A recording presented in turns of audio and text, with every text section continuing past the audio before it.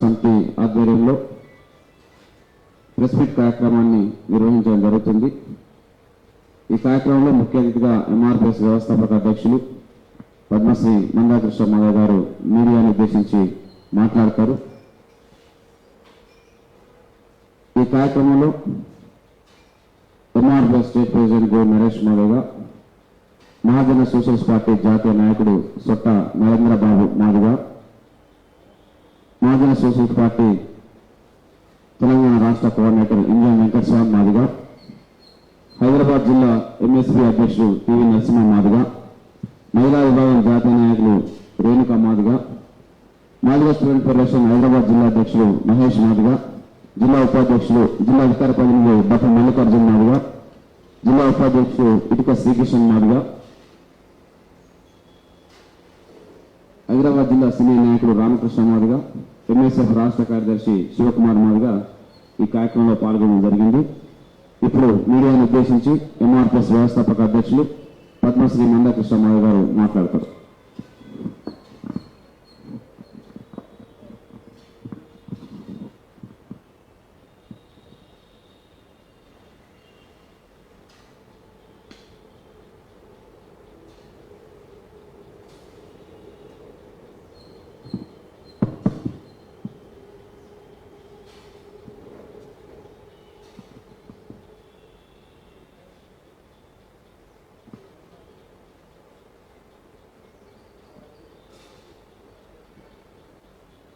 పత్రికా మిత్రులారా, మీకు ఉద్యమ నమస్సులు. గత కొంతకాలంగా జరుగుతున్న చీఫ్ జస్టిస్ గవాయ్ గారిని జరిగిన దాడి తర్వాత జరుగుతున్న పరిణామాలందరూ మీరు చూస్తున్నారు. ఆ కోణంలోనే ఈ ప్రెస్ మీట్ జరుగుతుంది.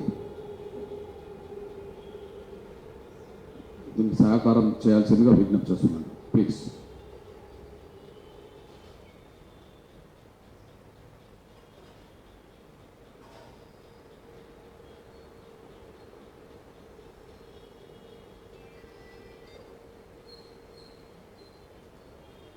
సుప్రీంకోర్టు చీఫ్ జస్టిస్ గవాయ్ గారి మీద సుప్రీంకోర్టులోనే దాడి జరిగి నెల రోజులు కావస్తున్నప్పటికీ, ఇంకొక 3 రోజులు అవుతే నెల రోజులు కావస్తున్నప్పటికీ దాడి చేసిన నిందితుడి మీద చట్టపరమైన చర్యలు తీసుకోవడంలో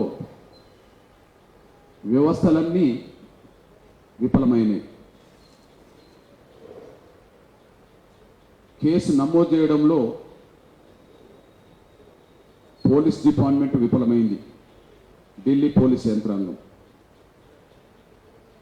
సుమోటో కేసు నమోదు చేయడంలో, కోర్టు ధిక్కారణ కింద సుమోటో కేసు నమోదు చేయడంలో న్యాయ వ్యవస్థ సుప్రీంకోర్టు కూడా ముందుకు రాకపోవడం ఆవేదన కలుగుతుంది. మానవ హక్కుల కమిషన్ కూడా సుమోటోగా తీసుకోకపోవడం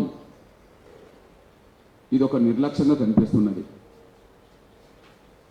ఇందుకు నిరసనగా దళితుల ఆత్మగౌరవాన్ని పరిరక్షించుకోవడానికి, న్యాయ వ్యవస్థ స్వతంత్రతను నిలబెట్టడానికి, రాజ్యాంగంని గౌరవించుకోవడానికి నవంబర్ 17న చెలో ఢిల్లీ పిలుపునిస్తున్నాం. ఆ ఢిల్లీకి ఆత్మగౌరవంగా జీవించాలనుకునే దళితులందరూ, న్యాయ వ్యవస్థ గౌరవాన్ని నిలబెట్టాలని అనుకునే పౌరులందరూ, రాజ్యాంగ స్ఫూర్తిని, రాజ్యాంగాన్ని నిలబెట్టుకోవాలనుకునే దేశ పౌరులందరూ కులాలు, మతాలు, రాజకీయాలకు అతీతంగా నవంబర్ 17న జరుగు చెలో ఢిల్లీ కార్యక్రమంలో భాగస్వాములు కావాల్సిందిగా విజ్ఞప్తి చేస్తున్నాం, పిలుపునిస్తున్నాం. ఇక్కడ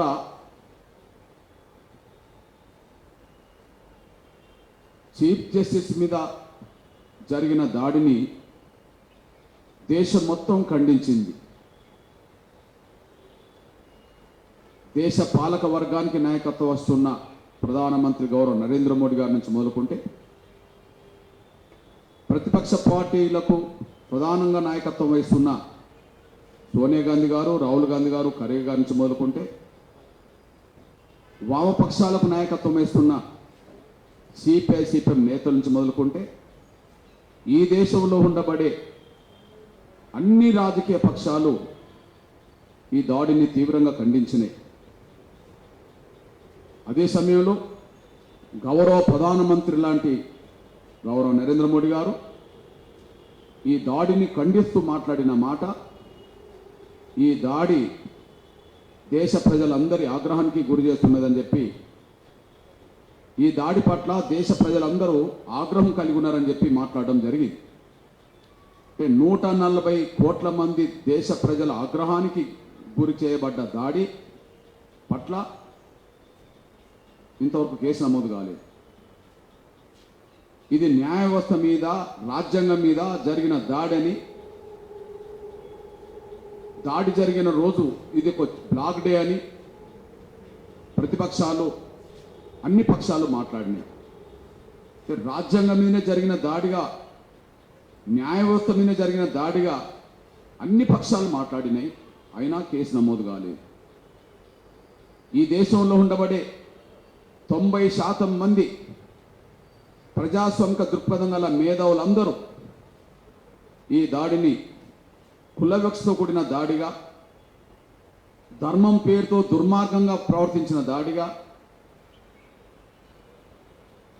దళితుల మీద చేసిన దాడిగా, న్యాయ వ్యవస్థ మీద, రాజ్యాంగం చేసిన దాడిగా 90% పైగా మేధావులు మాట్లాడడం జరిగింది. అయినప్పటికీ కేసు నమోదు కాలేదు.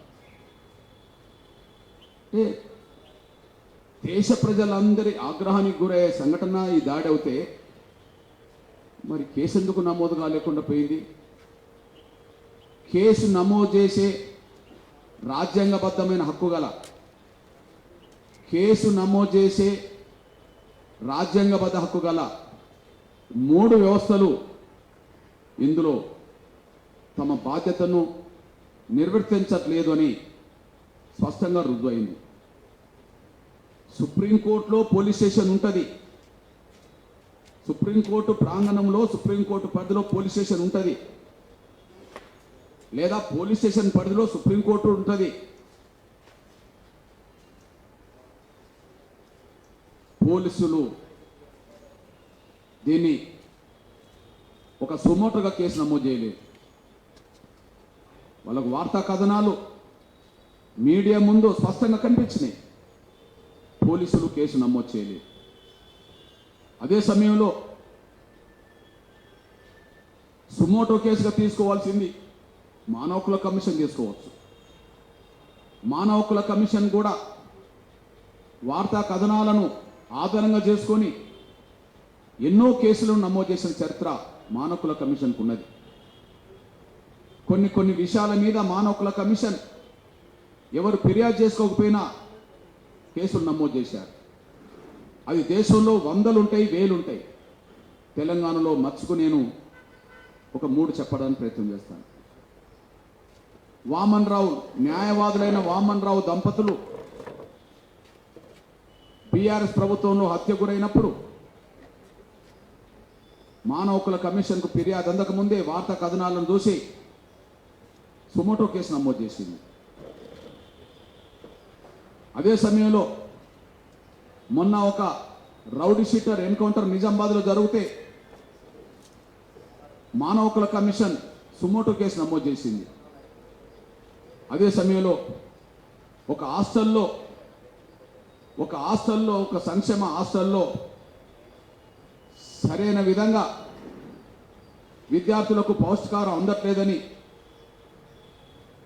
విద్యార్థులకు న్యాయం జరగట్లేదని చెప్పి వార్తా కథనాలను చూసి విద్యార్థుల అస్వస్థతకు యంత్రాంగం నిర్లక్ష్యం ఉన్నదని చెప్పి వార్తా కథనాలను చూసుకొని నిన్నగాక మొన్న సుమోటో కేసు నమోదు చేసింది. అంటే ఎవరో ఫిర్యాదు చేయాల్సిన అవసరం లేదు. ప్రజా ప్రయోజనాల రీత్యా సుమోటో కేసు నమోదు చేసే అధికారం మానవ హక్కుల కమిషన్కు ఉన్నది. కానీ ఇంతవరకు జాతీయ మానవ హక్కుల కమిషన్ ఢిల్లీ కేంద్రంగానే పనిచేస్తున్నది. ఢిల్లీలో సుప్రీంకోర్టులో జరిగిన ఈ పాశవిక దాడి మీద ప్రపంచం చూసే విధంగానే వార్తలు వచ్చినాయి. ప్రపంచం కండ ముందు అది కనిపించింది. ఆయన సుమోటో కేసు నమోదు చేయలేదు. ఇక్కడ వ్యవస్థలు ఒక్కొక్కటి ఇక్కడ ఎట్లా సైలెంట్గా ఉన్నాయో, ఒక వ్యవస్థ పోలీస్ డిపార్ట్మెంట్ చట్ట పరిధిలో వాళ్ళకు సుమోటో కేసు నమోదు చేసే అధికారం ఉంది. ఒక వ్యవస్థ మానవ హక్కుల కమిషన్ రాజ్యాంగ పరిధిలో చట్ట పరిధిలో వాళ్లకు సుమోటో కేసు నమోదు చేసే అధికారం ఉంది. ఇంతవరకు వాళ్ళ బాధ్యత నెరవేర్చలేదు. ఇకపోతే హైకోర్టులో సుప్రీంకోర్టులో సుమోటో కేసులు, కోర్టు ధిక్కరణ కేసులు వందల సంఖ్యలో నమోదైనవి. సుమోటో కేసులు, కోర్టు ధిక్కరణ కేసులు వందల సంఖ్యలో నమోదైనవి. మొన్నటికి మొన్న జార్ఖండ్ హైకోర్టులో ఒక జడ్జి మీద అనుచితమైన వ్యాఖ్యలు చేసినందుకే ఒక 10 రోజుల క్రితం హైకోర్టు జడ్జి ఒక విచారణ చేస్తున్న సమయంలో ఒక లాయర్ హైకోర్టు జడ్జి మీద, న్యాయమూర్తి మీద ఒక అనుచిత వ్యాఖ్యలు చేసిందనే దాని మీద హైకోర్టు ధర్మాసనం కూర్చొని సుమోటో కేసు నమోదు చేసింది. కోర్టు ధిక్కరణ కేసు నమోదు చేసింది. అంతేకాదు, సుప్రీంకోర్టు తీర్పు మీద, ఒకనాడు సుప్రీంకోర్టు తీర్పు మీద 2 పత్రికల్లో కథనాలు తీర్పుకు విరుద్ధంగా వచ్చినాయి. అది times of India, Indian express సంబంధించిన 2 వార్తా పత్రికల్లో సంపాదకుల మీద కోర్టు ధిక్కరణ అభియోగం మోపిండ్రు. అంటే కోర్టు తీర్పుల మీద విమర్శలు కలిగి ఉన్న కథనాలను ప్రచురించినందుకు, కోర్టు తీర్పుల మీద విమర్శలు కలిగి ఉన్న కథనాలను ప్రచురించినందుకు కోర్టు ధిక్కరణ కేసు కూడా నమోదైన చరిత్ర కనిపిస్తుంది. అంతేకాదు ఒకనాడు కరోనా కాలంలో, కరోనా ఉధృతమవుతున్న కాలంలో చీఫ్ జస్టిస్ ఆనాడు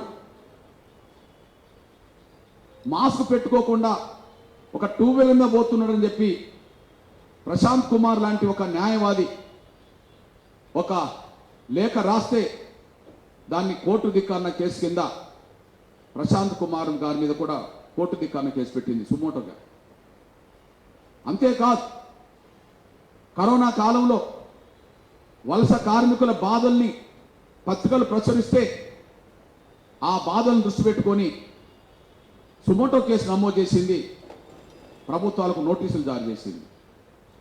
కరోనా కాలంలో కొన్ని ఆసుపత్రుల్లో ఆక్సిజన్ అందట్లేదని, రోగులు ఇబ్బందులు పడుతున్నారని, వైద్యులు సకాలంలో స్పందించట్లేదని చెప్పి కథనాలు వస్తే సుమోటో కేసులు నమోదు చేశారు. అంటే సుమోటో కేసులు నమోదు చేసే అధికారం హైకోర్టుకు, సుప్రీంకోర్టుకు ఉన్నది. కోర్టు ధిక్కరణ కేసులు నమోదు చేసే అధికారం సుప్రీంకోర్టుకు, హైకోర్టులకు ఉన్నది. ఇంకొక ఉదాహరణ, చాలా బాధాకరమైన ఉదాహరణ. 2015లో హైకోర్టు జడ్జిగా ఉన్న ఒక దళితుడైన కర్ణన్, హైకోర్టు జడ్జిగా ఉండబడే కర్ణన్ సుప్రీంకోర్టులో నియామకాల్లో దళిత న్యాయమూర్తులకు న్యాయం జరుగుతలేదని చెప్పి, దళిత న్యాయమూర్తులు కొన్ని ఇబ్బందులు ఎదుర్కొంటున్నారని చెప్పి సుప్రీంకోర్టుకు లేఖ రాస్తే ఆ లేఖ మీద కూడా కోర్టు ధిక్కరణ కేసు నమోదు చేయడం జరిగింది. కోర్టు ధిక్కరణ కేసు కూడా నమోదు చేయడం జరిగింది. కోర్టు ధిక్కరణ కేసు కాడ క్షమాపణ చెప్పకపోతే హైకోర్టు జడ్జిని తీసుకెళ్లి దళితుడైన కర్ణన్ గారిని 6 నెలలు జైల్లో పెట్టి 6 నెలలు జైల్లో పెట్టి ఇక్కడ న్యాయ వ్యవస్థలో దళిత న్యాయమూర్తులకు న్యాయం జరుగుతలేదు, కొంత అవమానాలు జరుగుతున్నాయని చెప్పి ఒక లేఖ రాసినందుకే కోర్టు ధిక్కారణ కేసు అయింది. క్షమాపణ చెప్పకపోతే 6 నెలలు ఒక హైకోర్టు న్యాయమూర్తిని జైల్లో పెట్టడం జరిగింది. నేను అంటున్నా, తనకు తాను కథనాలను చూసి, పత్రికా కథనాలను చూసి, కళ్ళ ముందు జరిగిన వాస్తవాలను చూసి కోర్టు ధిక్కారణ కేసులు నమోదు చేసే అధికారం ఉండబట్టే సుప్రీంకోర్టులోనే విచారణ జరుగుతున్న సమయంలోనే అందరూ చూడంగానే చీఫ్ జస్టిస్ మీద బూటుతో దాడి చేస్తే, ఆ దాడి చేసి 27 రోజులు అవుతున్నప్పటికీ కూడా ఇంతవరకు కోర్టు ధిక్కారణ కేసు దాడి చేసిన వ్యక్తి మీద నమోదు కాకపోవడం, సుమోటో కేసుగా తీసుకోకపోవడం చూస్తే నిజంగా దళిత న్యాయమూర్తులకు న్యాయం జరగట్లేదు అనడానికి సాక్ష్యం. లేఖ రాసినందుకే కర్ణన్ గారిని జైల్లో పెట్టిన న్యాయ వ్యవస్థ, కానీ చెప్పుతో దాడి గురైన చీఫ్ జస్టిస్కు న్యాయం చేయడంలో లేదా దాడి చేసిన వ్యక్తి పట్ల కఠినంగా వ్యవహరించడంలో, చట్టపరమైన చర్యలు తీసుకోవడంలో న్యాయ వ్యవస్థ ముందుకు రాకపోవడం చూస్తే ఇక మాకు న్యాయం ఎలా జరుగుతుందని చెప్పి, న్యాయ వ్యవస్థే మాకు న్యాయం చేయకపోతే ఇక న్యాయం ఎవరు చేస్తారని చెప్పి మేము భావించుకునే పరిస్థితి నాకే కాదు, దేశంలో ఉండబడే ప్రజలందరికీ వచ్చేసింది, ముఖ్యంగా దళిత వర్గాలకు వచ్చేసింది. మళ్ళీ చెప్తున్నాం, దేశం మొత్తం ఖండించిన ఈ సమస్య, దేశంలో ఉండబడే రాజకీయ పక్షాలని ఖండించిన సమస్య, దేశంలో ఉండబడే మేధావులందరూ ఖండించిన విషయం. ఇంతవరకు కేసు నమోదు చేయకపోవడం, 3 వ్యవస్థలు, ఒకటి న్యాయ వ్యవస్థ ముందుకు రాకపోవడం, పోలీసు వ్యవస్థ ముందుకు రాకపోవడం, మానవ హక్కుల కమిషన్ కూడా ముందుకు రాకపోవడం, ఇక్కడ దళితుల పట్ల వ్యవస్థలు ఏ విధంగా వ్యవహరిస్తున్నాయో అందుకు ఒక ఉదాహరణ దేశం మొత్తం మీద కనిపించే ఒక లేటెస్ట్ ఉదాహరణ, దేశం మొత్తం మీద కనిపించే ఒక లేటెస్ట్ ఉదాహరణ వాళ్ళ చీఫ్ జస్టిస్ మీద దాడి జరిగిన తర్వాత న్యాయ వ్యవస్థ, పోలీసు వ్యవస్థ, మానవ హక్కుల కమిషన్ తమ బాధ్యతను, చట్టపరంగా ఉండబడే తమ బాధ్యతను, చట్టపరమైన హక్కుగా ఉండబడే తమ బాధ్యతను నెరవేర్చడంలో ఎంత నిర్లక్ష్యంగా ఉన్నాయో ఇందుకు ఒక సాక్ష్యంగా మీకు కళ్ళ ముందు కనిపిస్తుంది. ఇట్లాంటి పరిస్థితుల్లో దేశంలో ఏం జరుగుతుందో మనం చూస్తున్నాం. దాడి చేసిన వ్యక్తి, ఆ వ్యక్తిని ప్రోత్సహించిన శక్తులు, దాడి చేసిన వ్యక్తి, ఆ వ్యక్తిని ప్రోత్సహించిన శక్తులు ఈ దేశంలో మీడియా ముందుకు వస్తున్నారు. ఎలక్ట్రానిక్ మీడియా ముందుకు వచ్చారు, ప్రింట్ ముందుకు వచ్చారు, సోషల్ మీడియా ముందుకు వచ్చేసారు. వాళ్ళు ధైర్యంగా ప్రకటన చేస్తున్నారు, మాకు రాజ్యాంగం ముఖ్యం కాదు, రాజ్యాంగంలో చట్టాలు ముఖ్యం కావు, మా విశ్వాసాలే ముఖ్యమని చెప్పి, రాజ్యాంగం ముఖ్యం కాదు, మా విశ్వాసాలే ముఖ్యమని చెప్పి, మేము అవసరం అంటే మళ్ళీ దాడి చేస్తామని చెప్పి మాట్లాడడం జరుగుతున్నది. ఇప్పుడు బోటు దాడి జరిగింది,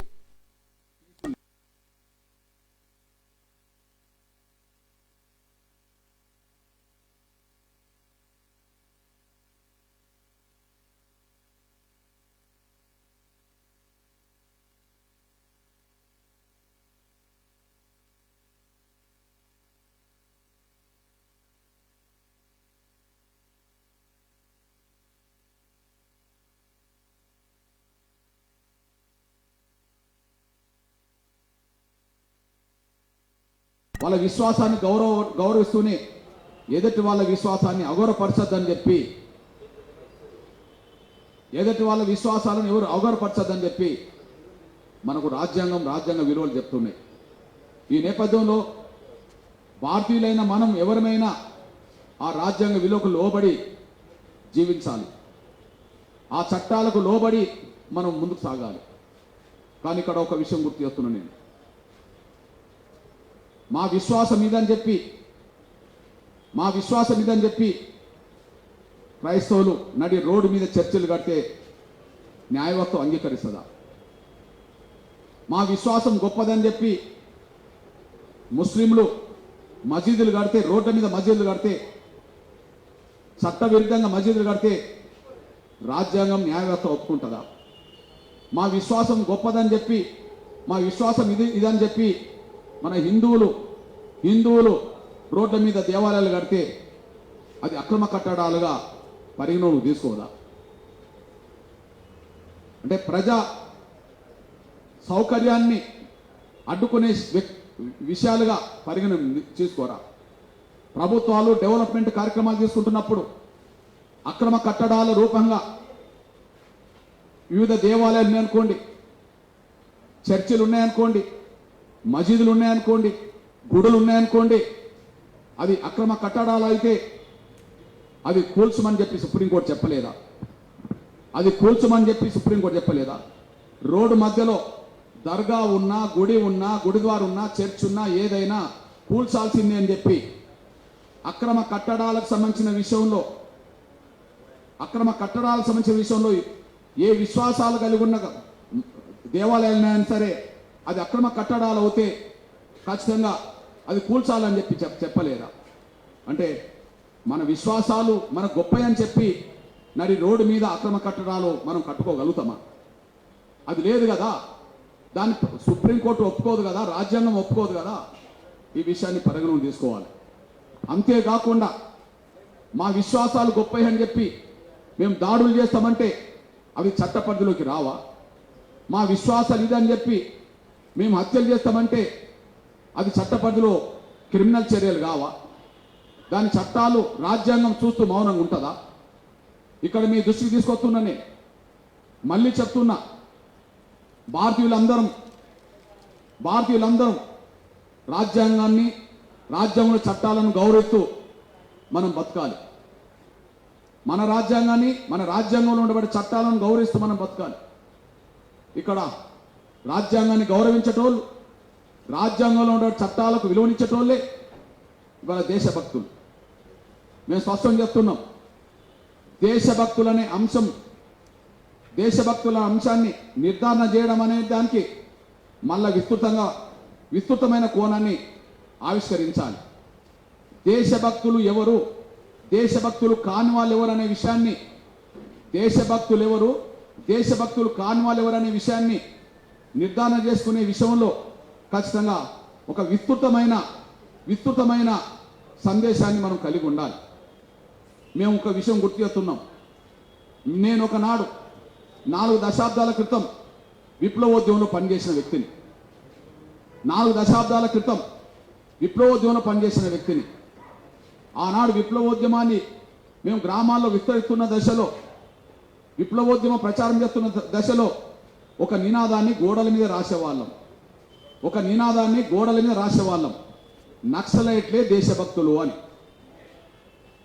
ఒక నినాదాన్ని ఆనాడు మీరు చూసే ఉంటారు. నక్సలైట్లే దేశభక్తులు అని చెప్పి గోడ మీద రాసేవాళ్ళం.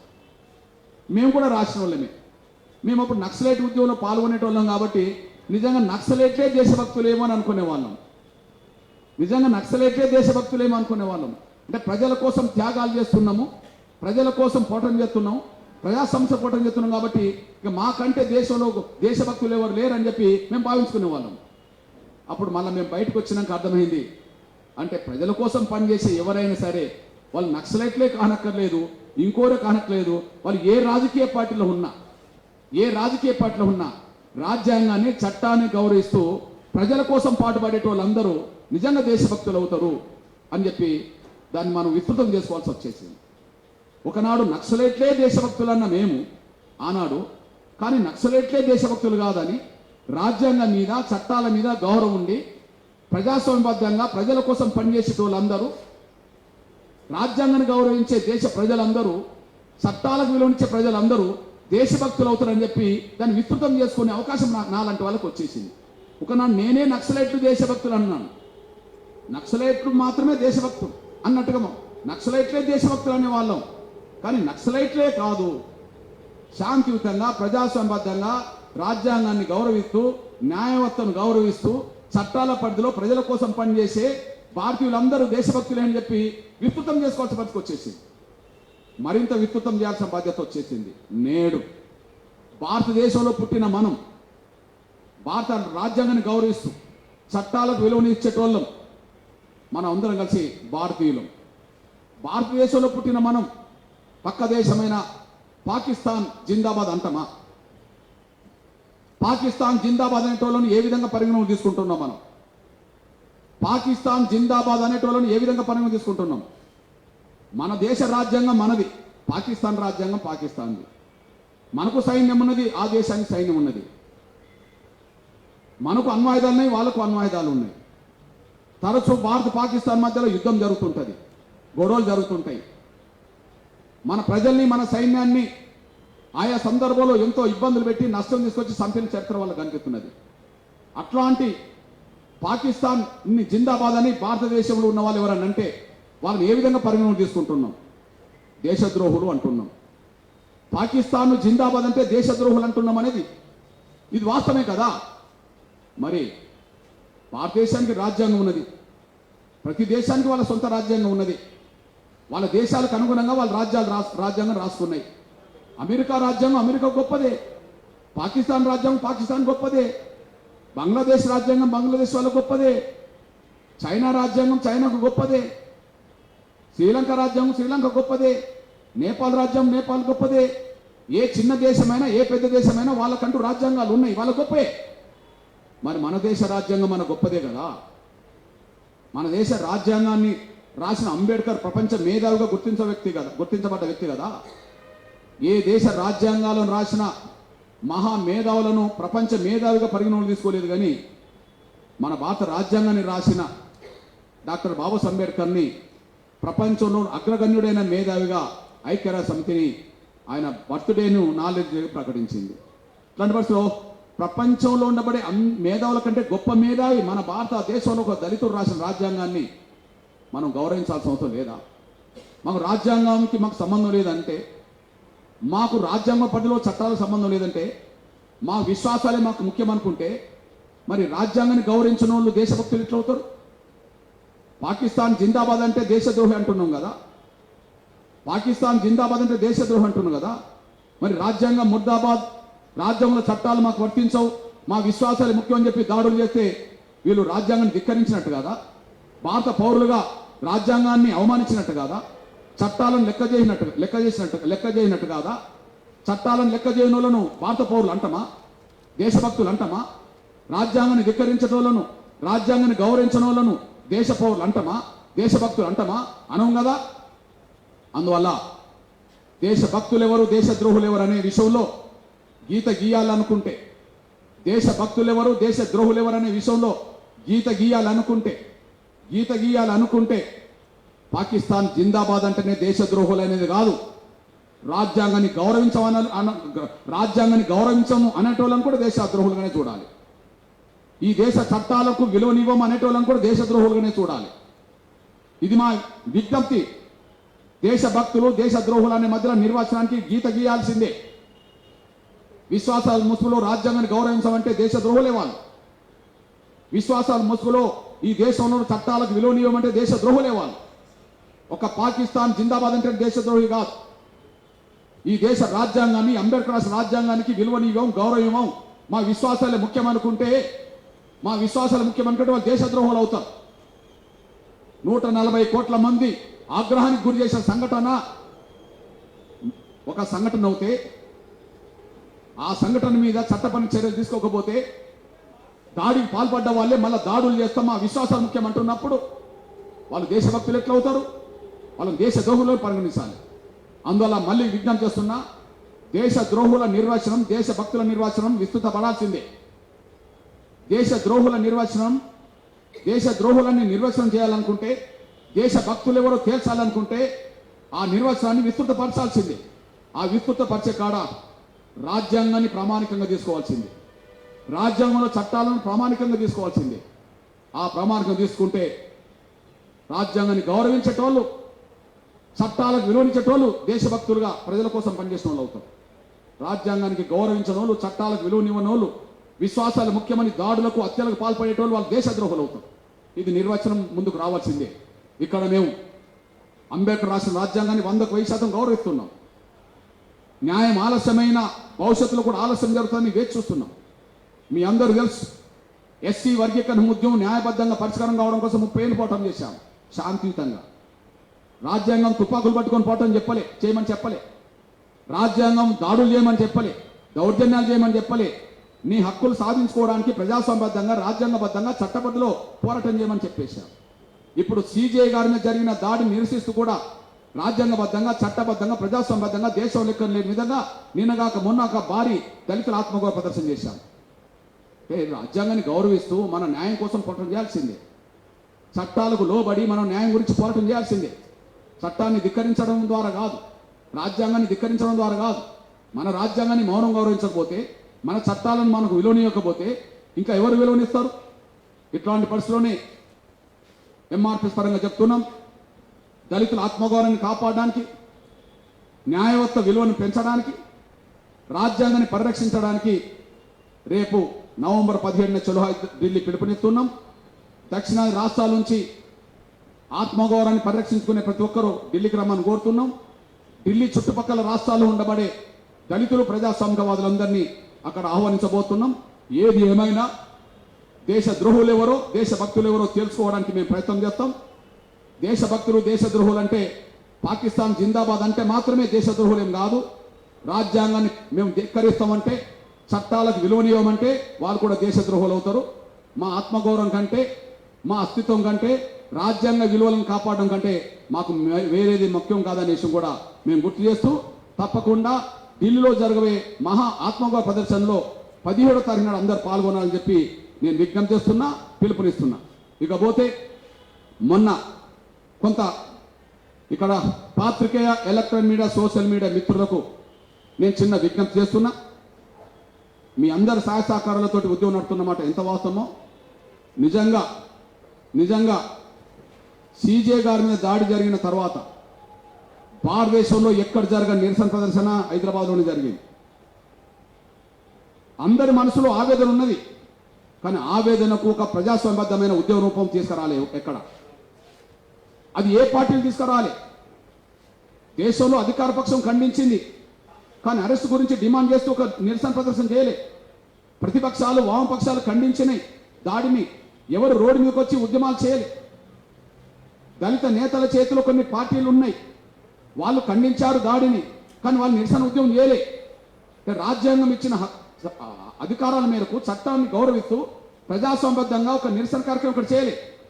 కానీ దేశంలో ఎక్కడ చేయకపోయినా ఒక 10 days టైంలోనే, మధ్యలో దీపావళి సెలవులు, దీపావళి వచ్చినా, మధ్యలో ఆంధ్ర, తెలంగాణ రాష్ట్రాల్లో భారీ వర్షాలు, వరదలు జిల్లాలను ముంచెత్తినా, మేము చలో హైదరాబాద్ను నిన్నగాక మొన్న వేలాది మందితో నిర్వహించాం. ప్రతి ఒక్కరి చేతిలో గవాయి గారి ఫోటో పెట్టి, గవాయి గారికి సంబంధించిన ఫ్లెక్సీ అది పెట్టి, ప్లే కార్డు పెట్టి, ప్రతి ఒక్కరు మాస్కులు పెట్టుకొని దేశంలో ఒక వినూత్నమైన ప్రదర్శన జరిగింది.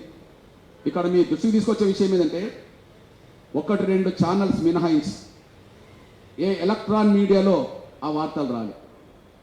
కొంత టీవీ 9లో కొంత వచ్చింది, ఈటీవీలో వచ్చింది, మహా టీవీలో వచ్చింది, హెచ్ఎం టీవీలో కొంత వచ్చింది, అదే సమయంలో కొంత జీ తెలుగులో వచ్చేసింది. మిగిలిన ఎక్కడ ఏ ఛానల్లో కూడా చిన్న వార్త కూడా రాలేదు. భారతదేశంలోనే మొదటిసారి అతిపెద్ద నిరసన ప్రదర్శన హైదరాబాద్లో జరిగింది. అదొక వినూత్నంగా జరిగింది. మీ అందరూ చూశారు. ఒక పిలుపుకు వేలాది మంది కదిలొచ్చారు. కానీ దాన్ని ప్రధానంగా కొన్ని ఎలక్ట్రానిక్ మీడియా దాన్ని అసలు పట్టించుకోలేదు. నేనంటున్నా, దాడికి గురైన వాళ్ళ పక్షాన న్యాయం గురించి, దళితుల గురించి, రాజ్యాంగం గురించి మేము మాట్లాడితే మీరు పట్టించుకోకపోతే, మీరు మీడియా ద్వారా ప్రచారం చేయకపోతే మీరు దాడి చేసే వ్యక్తిని సమర్థించినట్టేగా.